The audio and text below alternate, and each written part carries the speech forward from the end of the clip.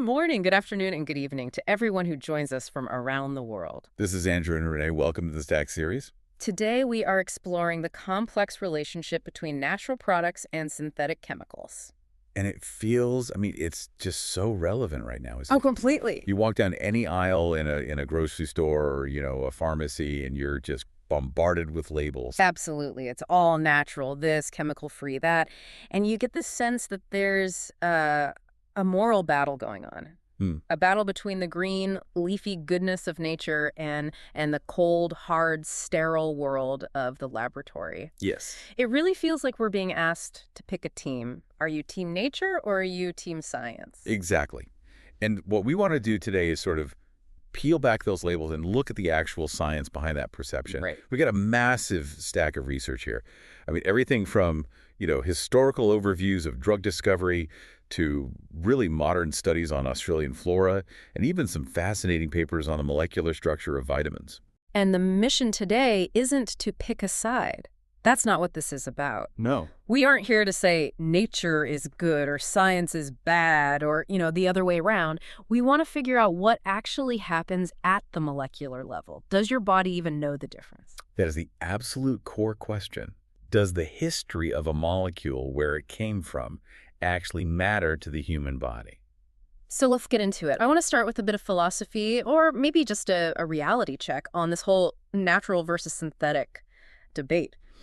There was this analogy in one of our sources that I thought was just brilliant. Oh, the bear analogy. The bear in the woods analogy. I love this one. It just cuts right through all the marketing noise. It does. It goes like this. If you're walking through the woods and a bear starts charging at you, are you going to stop and ask, wait a minute, was this bear born in the wild? Or did it escape from a zoo? No. Yeah. No, you are going to run for your life. Exactly. You are terrified because it's a bear. It has claws, it has teeth, it's huge. Yeah. The origin of the bear, whether it's natural or synthetic in this context, is completely irrelevant to the immediate reality of the danger. And that applies perfectly to chemistry. It's a perfect metaphor. Mm-hmm. If a molecule interacts with your body, whether it's a poison or a cure, your body is interacting with its structure. Okay. It's interacting with its shape, its charge, its electrons. Your cells don't have a little questionnaire asking for a birth certificate to see if the molecule came from a plant or a petrochemical plant. So just to be crystal clear, if I have a molecule of vitamin C that came from an orange and a molecule of vitamin C that was made in a lab, they are what? If they are chemically pure, they are identical, indistinguishable, 100% the same. But, and this is a really big but, which we'll definitely get into later, we rarely consume single isolated molecules in a vacuum. Right. But fundamentally, at the level of that one molecule, the source is less important than the structure. Okay, so before we go too deep down that rabbit hole, we should probably define our terms. Yes. Because the marketing world plays very, very loose with these words.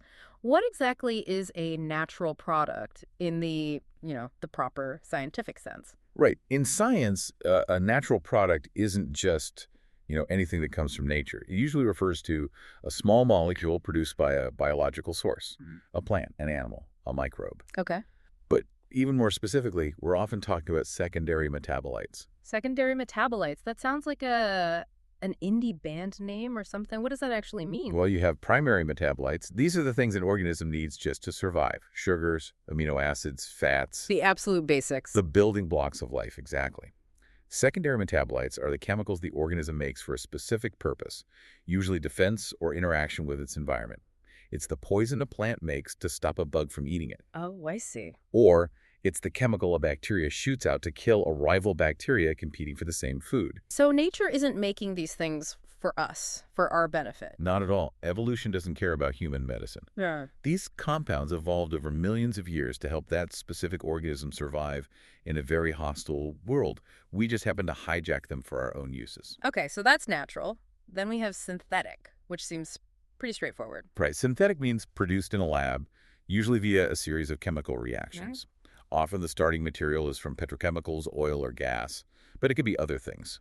The key is that humans controlled every step of the reaction. But then there are these middle grounds you mentioned, semi-synthetic and nature identical. Yes, and this is where most modern medicine actually lives. It's not a simple binary. Right. Nature identical is what we just discussed with vitamin C, a synthetic molecule that is a perfect atom-for-atom copy of the natural one. Okay. Semi-synthetic is, I think, the most fascinating. It's a hybrid approach. You take a natural scaffold, a really complex molecule that you've harvested from a plant, something that would be a nightmare to build from scratch. Right, too complicated. Way too complicated. So you let nature do the hard work of building that complex frame, and then you take it into the lab and you modify it. Mm. You use chemistry to refine it. It's like giving it a tune-up or something. Exactly like a tune-up. Maybe you add a chemical group to make it last longer in the stomach. Yeah. Or you tweak a section to make it bind tighter to a specific protein. You're getting the best of both worlds. You are. Nature's complexity and human ingenuity. It's just so interesting that we have this division now, because historically, people didn't believe you could even make natural things in a lab, right? There was this idea. That's the concept of vitalism. Vitalism, right. Back in the early 19th century, scientists believed that organic compounds, things from living stuff, contained a vital force, a special essence. Like there was some kind of magic spark required to create them. Precisely. They thought you simply could not create them from dead inorganic matter like salts and minerals. But that all changed. It was completely shattered in 1828 by a chemist named Friedrich Wöhler. He synthesized urea. Urea, as in the stuff in urine. As in the main component of urine, yes. He made it in his lab just by heating inorganic salts. It was a massive, massive deal at the time. I can imagine. He wrote this famous letter to a colleague saying, "I must tell you that I can make urea without the need of a kidney, or indeed, an animal." Wow. That experiment was really the birth of modern synthetic organic chemistry. It proved that the laws of chemistry are the same inside a living body and inside a glass beaker. So Wheeler killed the magic, but he basically opened the door to modern medicine. He did, but, and this is the crucial point, even though we can make organic molecules, there is still a massive fundamental difference between what nature tends to build and what humans tend to build in a lab. Okay. And this brings us right to the pharmaceutical battlefield. I found this part of the research completely fascinating. I want to go back to something you hinted at. You mentioned that in the 1990s, the pharmaceutical industry basically tried to break up with nature. A conscious uncoupling, you could say. Right. They thought, we have robots, we have computers, we have combinatorial chemistry, we don't need to go tramping through the rainforest anymore. That was the era of combinatorial chemistry. It was a huge pivot for the entire industry. And, the logic seemed sound on the surface. Oh, so? Well, nature is messy, right? Sure. The amount of a compound in a plant varies season to season, region to region. It's hard to isolate, hard to patent. So the industry decided to build their own massive libraries of synthetic molecules from scratch. Mm-hmm. We're talking millions and millions of new compounds. It sounds like a pure numbers game. If you throw 1 million synthetic darts at a disease, one of them has to hit the bullseye, right? That was the hope. That was the entire premise. They used what's called high-throughput screening, basically. Robots testing these millions of random synthetic creations against biological targets, like a cancer cell. And the results were? The results were, to be blunt, statistically shocking. Shocking how? Between 1981 and 2006, a 25-year period, out of all those millions upon millions of synthetic attempts, only one single new drug derived from a combinatorial library was approved by the FDA. Wait, one? In 25 years, just one? Just one. A kidney cancer drug called sorafenib. Everything else failed. That seems impossible. I don't understand. If you have infinite variations, an almost unlimited number of shots on goal, why didn't they work? It comes down to architecture. The research describes these synthetic libraries as being chemically flat. Flat, as in two-dimensional, like a piece of paper. In a molecular sense, yes. Synthetic chemistry, especially at that time, relied very heavily on aromatic rings. Okay. Think of the benzene ring, that classic hexagon shape you learn about in high school chemistry. It's a flat, rigid tile. And chemists love them because they are very easy to snap together using predictable reactions. Like Lego bricks. Exactly. You can use reactions like the Suzuki coupling to just glue these flat tiles together very efficiently. So we were building our drug candidates out of these flat tiles. Okay, so we're building drug houses out of flat Legos. What's the problem? The problem is that biology isn't flat. If you look at a protein, which is usually the lock you're trying to pick with your drug key, it's a chaotic, three-dimensional sculpture. It has deep pockets, it has twists, it has overhangs. So our synthetic flat keys just couldn't fit into the biological 3D lock. Exactly. They just sort of bounced off the surface. Natural products, on the other hand, are full of what we call stereocenters. Stereocenters. They have chirality, handiness, which we'll talk more about later. They are full of oxygen, and they form these complex, beautiful, cage-like 3D structures. Because they had to. Because evolution spent millions of years carving these keys to fit very specific biological locks. When we tried to simulate that by just snapping together flat, easy-to-make synthetics, we basically created a library of millions of keys that didn't fit any of the important doors in the human body. I saw a term in the notes, Lipinski's Rule of Five. Does that play into this? It sounded like some kind of constraint. It is a massive constraint, and it was part of the problem. Christopher Lipinski at Pfizer looked at successful drugs and came up with these rules to predict if a new drug candidate could be taken orally as a pill. Okay. He basically said a drug shouldn't be too heavy, it shouldn't have too many hydrogen bonds, and it shouldn't be too greasy or what we call lipophilic. That all sounds pretty reasonable. You want a pill you can swallow that gets absorbed? It is reasonable, but it created an unintentional bias. Chemists started designing only for the rule. They were incentivized to make small, simple, flat molecules because those were the ones that followed Lipinski's rules and got the green light. So they were designing for the test, not for the actual problem. You've nailed it. But nature doesn't care about our rules. Nature ignores Lipinski's rules all the time. Nature's a rule breaker. Constantly. Look at a drug like erythromycin. It's a very common antibiotic. It's a massive macrocycle, a giant ring structure of atoms. It violates almost all of Lipinski's rules. It's huge, it's complex, but it works beautifully because its large, flexible size allows it to hug the surface of a bacterial protein in a way that a small, flat synthetic molecule never, ever could.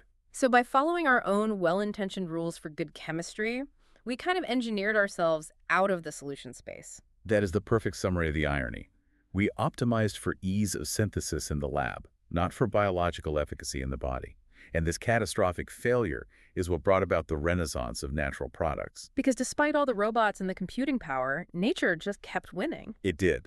The numbers are undeniable. Between 1981 and 2019, roughly 68% more than two-thirds of all new small molecule drugs approved were either naturally derived or directly inspired by a natural product. That is a staggering number, 68%. It tells you everything you need to know. It tells us that nature is still the master chemist. We can tweak what nature makes, we can improve upon it, but inventing a brand new complex drug scaffold from scratch that actually works in the body is incredibly, incredibly difficult. The research mentioned macrocycles specifically, like erythromycin. What makes them so special? Macrocycles are these large ring structures. Think of them less like a key and more like a flexible lasso or a hula hoop made of atoms. Okay. Drugs like rapamycin, which is a crucial immunosuppressant for organ transplants, or erythromycin, as we mentioned, are macrocycles. Because they're big and somewhat flexible, they can bind to very large, shallow, flat surfaces on proteins. Targets that small synthetic molecules just can't get a grip on. And what about molecular glue? That was another term I saw. That's a great term for a very cool mechanism. Some natural products like cyclosporin A, another immunosuppressant, act as a kind of glue. A glue? It literally brings two proteins together inside a cell that wouldn't normally interact. By sticking them together, it completely changes the cell's signaling pathways. It's a level of biological sophistication that synthetic chemistry really struggles to replicate from scratch. So nature provides the blueprint, but we still need to find these blueprints. We do. And that takes us to this incredible case study from Australia. This is a great modern example of what we call bioprospecting, or, looking for drugs in nature. The whole premise here is that Australia has this incredibly harsh, unique environment desert, semi-arid regions. So the plants there have to be really, really tough. And stress creates interesting chemistry. That's a general rule in botany. If a plant has to fight off intense UV radiation, drought, and unique insects, it often pumps out very potent and unusual phytochemicals to survive. So these researchers looked at 5 native Australian plants. I'll list them. The Kakadu plum, Gumby, Tuckaroo, Illawarra plum, and the Burdekin plum. And they used a technique called rheoassay-guided fractionation.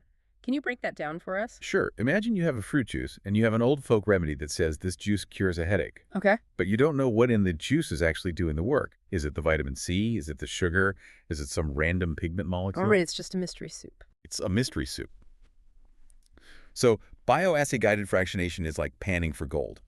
First, you test the whole juice, what we call the crude extract on cells in a dish, to see if it actually works. Let's say on cancer cells. Step 1. Does the soup work? Exactly. If it does, you then take that soup and you separate it chemically into different parts or fractions.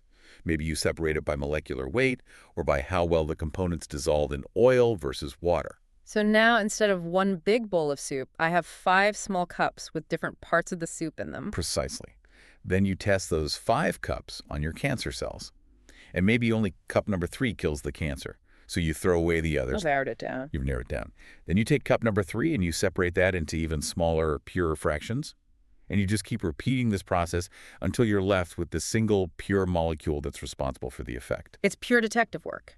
It is. It's painstaking, but it's how we find the active ingredient. And in this particular study, they found some amazing things. Take the kakadu plum. I know this one. It's famous for having the highest vitamin C content of any fruit in the world, right? It is. It's a powerhouse. But the study found something really interesting. They looked at both the flesh of the plum and the seed.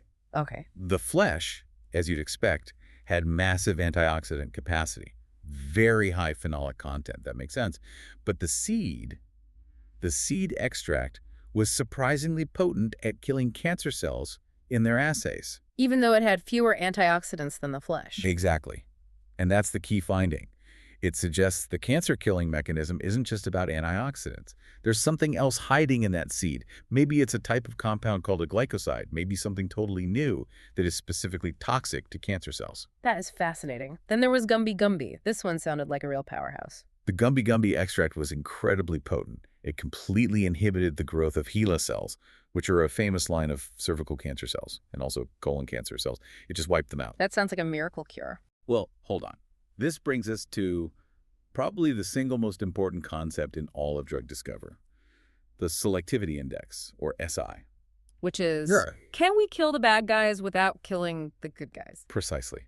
A flamethrower will kill cancer cells, but it will also kill the patient. You don't want a nuke, you want a sniper rifle. Right. The initial Gumby Gumby extract was very potent, but it had a low selectivity index. It was killing healthy cells too. Ah, so not a viable drug yet. Not yet.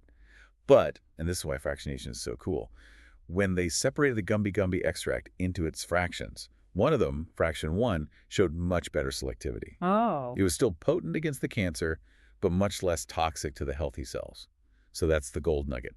That's where the researchers will focus next, to isolate the specific compound in fraction 1. It really just goes to show you can't just, go out and chew on a bush and expect a miracle cure. It's so much more complicated. It is. And sometimes, even when you do find that miracle molecule in a plant, you run into a completely different problem supply. Which leads us directly to the story of Taxol. The Taxol story is the classic textbook example of the natural versus synthetic supply crisis. It shaped a lot of thinking in the industry. So Taxol, or its generic name, paclitaxel, is a major chemotherapy drug. Ovarian cancer, breast cancer, lung cancer. It saves a lot of lives. It's a vital frontline drug, but it was originally discovered in the bark of the Pacific yew tree. And the problem was? The problem was that the Pacific yew is a very slow-growing tree. It takes about 100 years to fully mature, and to get the drug, you have to strip the bark. Which kills the tree. Which kills the tree. Yeah. And the yield of the drug from the bark was tiny. How tiny? I took about 2 fully grown 100-year-old trees to get enough Taxol to treat just one patient for one course of therapy. That is horrifying. I mean, sustainable. Not even in the same universe. It was an environmental and ethical disaster. You had environmentalists literally chaining themselves to trees to save the forest, and you had doctors desperately trying to save cancer patients. It was a genuine deadlock. So how on earth did they solve it? It happened in phases. Phase 1 was the bark stripping completely unsustainable. Phase 2 was the advent of semisynthesis. Okay. Scientists figured out that the needles of the tree contained a precursor molecule, a chemical that was almost Taxol, but not quite. So you could harvest the needles without killing the tree? Exactly. The needles are a renewable resource, so you could extract this precursor from the needles and then use a few chemical steps in the lab to finish the job and turn it into Taxol. Okay, that's much, much better. It was a huge step forward, but it's still very expensive. The drug costs something like $20,000 per kilogram to produce this way. And the chemical process uses a lot of toxic solvents. It's what we'd call dirty chemistry.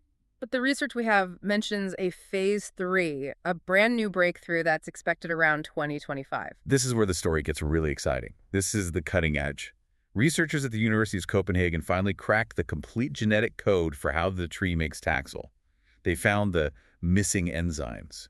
What does that mean, missing enzymes? Well, the tree makes Taxol using a long biosynthetic pathway, a series of enzyme-driven steps, like an assembly line. For 30 years, we knew most of the steps, but the final 2 steps were a total mystery. We didn't know which genes in the plant were responsible for the finishing touches. And they finally found them. They found them.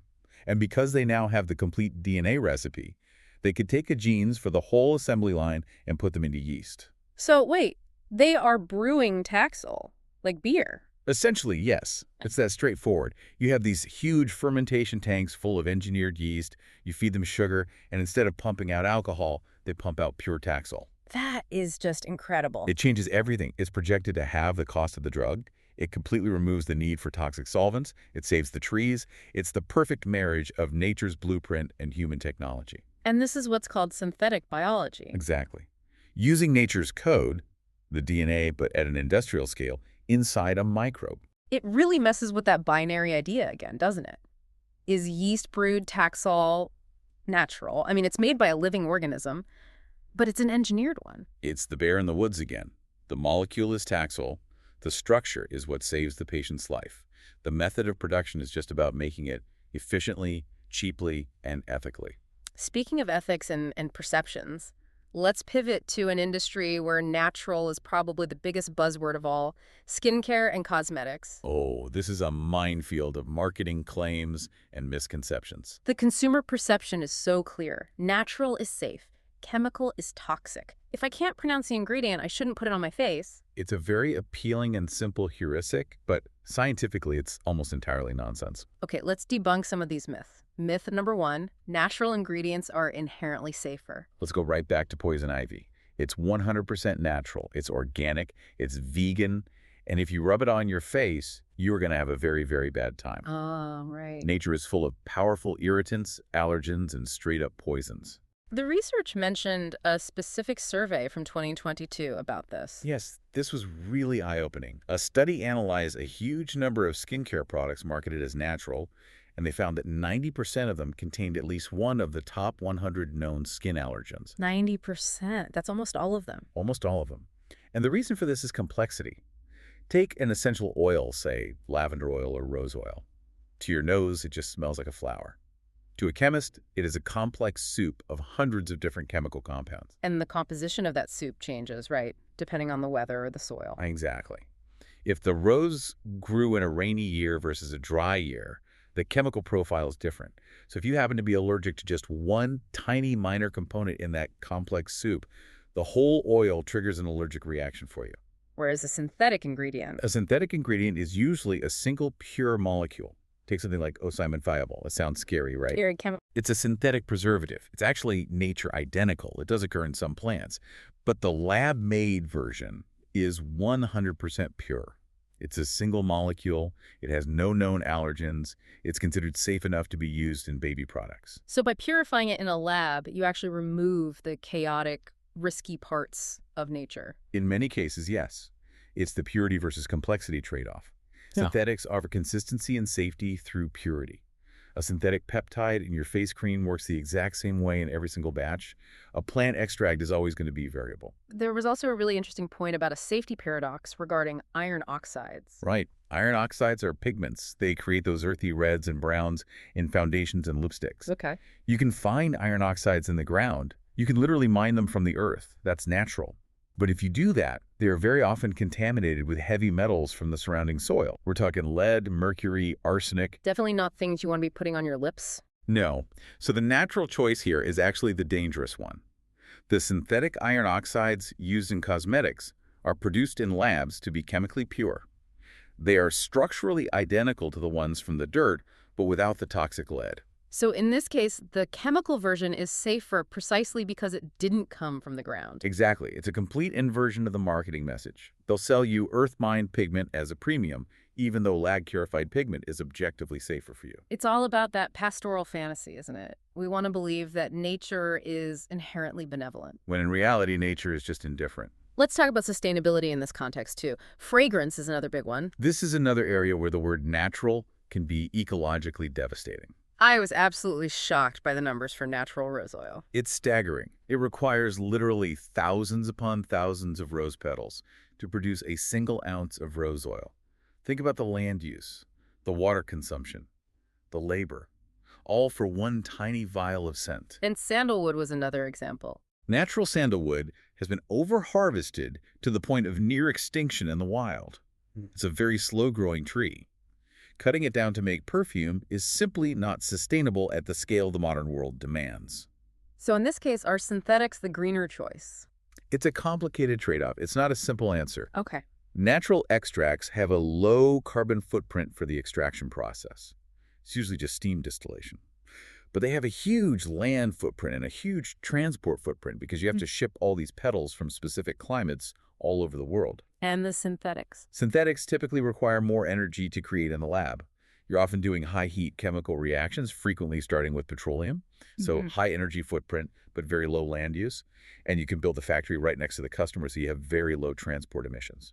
But there's a third way emerging here too, isn't there? Bio-based synthetics. Yes, this is the vanillin story, which is a perfect example. Yeah. Most people know that real vanilla from vanilla beans is incredibly expensive and labor-intensive to produce. Right. And that most of the vanilla flavor we consume is synthetic vanillin made from petrochemicals. Traditionally, yes.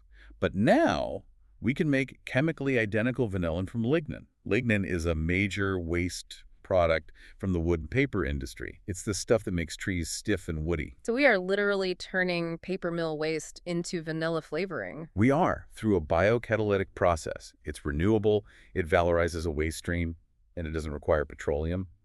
It's a fantastic example of green chemistry finding a smart middle path. I love that. It's not black and white. It's not drill for oil versus harvest to flour. It's let's use smart science on industrial waste. That's the future. I want to jump now to the nutrition aisle, because if there is one place where the natural is better argument feels intuitively right, it's with vitamins. You know, if I'm buying vitamin C, I want it to come from an orange, not a factory. And for vitamin C, your intuition is actually wrong. The molecule is ascorbic acid, and ascorbic acid is ascorbic acid. Whether a plant makes it or a chemist in a lab makes it, the molecule is 100% identical. Your body cannot tell the difference. Okay, so for vitamin C, it's just marketing fluff. For the most part. Yeah. But there is a major, major exception. And it brings us right back to that 3D geometry and complexity we talked about with the drug keys. The exception is vitamin E. Why is vitamin E different from vitamin C? Because vitamin E has handedness. In chemistry, we call this chirality. The easiest way to think about it is to look at your own two hands. Okay. They're mirror images of each other. They have the same fingers, the same bones, but you cannot perfectly superimpose them. You cannot put a left-hand glove on your right hand. Right, they don't overlap. Exactly. Molecules can also be left-handed or right-handed. Now, nature is very, very specific. When a plant makes vitamin E, it only makes the right-handed version. This specific shape is called D-alpha tocopherol. So nature is picky. Extremely picky. But when we make vitamin E in a factory, the chemical reaction isn't that smart. It's a brute force process. It creates a chaotic mix of 8 different shapes, 8 different isomers. 8. 8, it makes the correct right-handed one, the incorrect left-handed one, and about 6 other variations in between. It's a random jumble. So if I buy a cheap bottle of synthetic vitamin E, a big chunk of the bottle is basically useless filler. It's actually worse than just filler because of how your body handles it. You have a very specific protein in your liver called alpha-TTP. Think of this protein as a highly trained bouncer at an exclusive nightclub. Okay, I'm with you. This bouncer has a very strict list.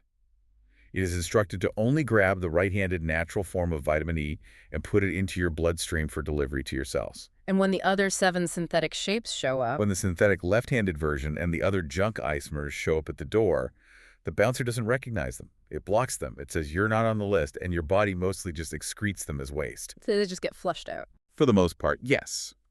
The end result is that natural vitamin E is roughly twice as bioavailable as the synthetic version. You would have to take double the dose of the synthetic stuff to get the same biological effect. That is absolutely wild. So in this specific case, natural isn't just a marketing vibe. It's a structural, geometric necessity for your body to even use it. Precisely. The shape is everything. Yeah. But then, to show you how complex this is, look at folate. Okay. Natural folate from leafy greens is very fragile. It breaks down with heat and light. The synthetic version, folic acid, that you find in supplements and fortified bread, it's rock solid, it's much more stable, and actually more bioavailable. So it's the reverse of vitamin E. It is. The synthetic is actually better at preventing neural tube birth defects because it reliably survives the journey from the pill to your blood. So there is no golden rule. You have to look at each molecule individually. Context is everything. We're coming to the final stretch here, and I want to look toward the future. We talked about yeast making Taxol, which is incredible, but where is this kind of technology going next?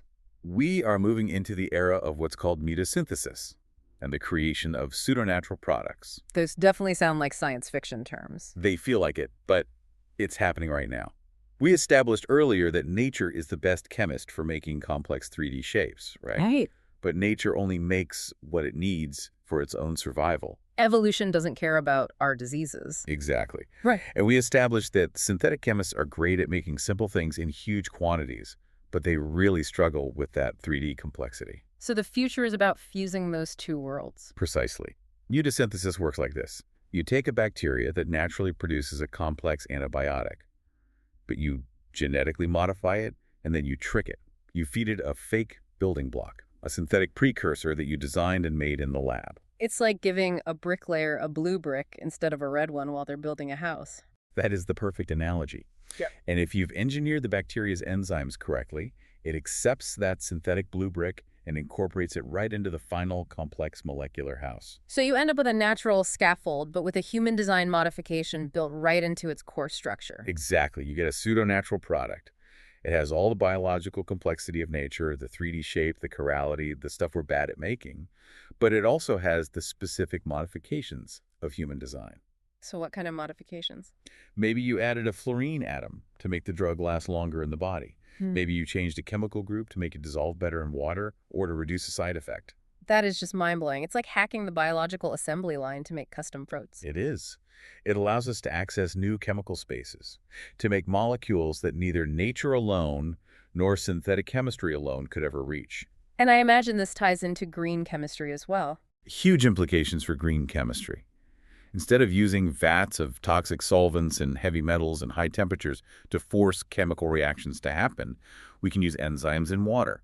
We can use fermentation in a vat. We can do complex chemistry at room temperature with sugar as our fuel, just like a cell does. So the chemical factory of the future looks more like a brewery and less like an oil refinery? Ideally, yes. That's the goal. This has been such a journey. We started with a metaphorical bear in the woods, and we ended up hacking bacteria to build custom blue bricks for medicine. It's a wide and wonderful world. So if we have to wrap this all up and summarize it for everyone listening, what is the ultimate takeaway? I think the main takeaway is that the divide between natural and synthetic is largely an artificial construct. It's a marketing label. It's a story we tell ourselves. It's not a scientific reality. It's more about the right tool for the right job. Exactly. Nature provides the blueprint. It provides the incredible complexity, the privileged scaffolds that have been honed over millions of years that we still struggle to invent from scratch. But science provides the scale, the safety through purification, and the consistency. So we need nature for the inspiration and the complex building blocks. And we need science to make sure the lipstick doesn't have lead in it and that the life-saving cancer drug doesn't require cutting down an entire forest. And we need to stop being afraid of the word chemical. Everything is a chemical. A banana is a collection of chemicals. You are a walking, talking bag of chemicals. The only questions that matter are, what is the structure of this chemical and what does it do in the body? That is a perfect place to land this conversation.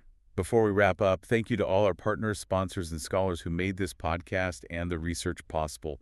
We're truly grateful for your support. And to our listeners, thank you for being part of this journey with us. If you enjoyed today's episode, be sure to subscribe and follow Stack Studios for more informative content. And support us on Patreon. Until next time, stay curious, keep learning, and let the search for wisdom guide you forward. Have a great day.